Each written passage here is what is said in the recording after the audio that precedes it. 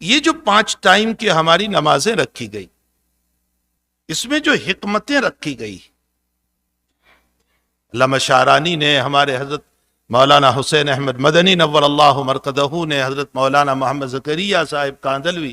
ثم المحاضر المدنی نے جو کچھ اس پر لکھا ہے، میں مختصراً، فجر کی نماز اس لیے رکھی گئی کہ تم سوئے تھے تو تم موت کی گود میں پہنچ چکے تھے، مرا اور سویا ہوا برابر تھا، اللہم بسمک اموت و احیا، تم یہ کہہ کر سوئے تھے، الحمدللہ الذی احیانا بعدما اماتنا، تو نے موت دے دی تھی پھر زندہ کیا ہمیں صبح میں، تو صبح زندہ ہوئے، یہ اللہ کی ایک نعمت عظمیٰ ہے، اس کا شکر فجر کی نماز ہے کہ اللہ تعالیٰ نے تمہیں زندہ کیا دوبارہ۔ ظہر، عصر اور مغرب،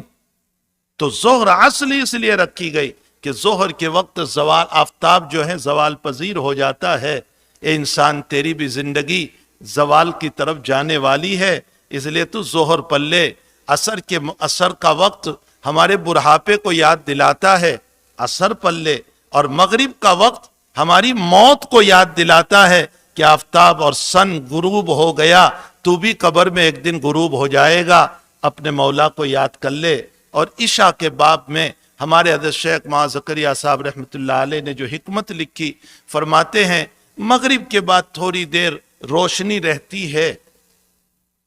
اور پھر اندھیرا شروع ہو جاتا ہے، فرمایا ٹھیک اسی طرح اے انسان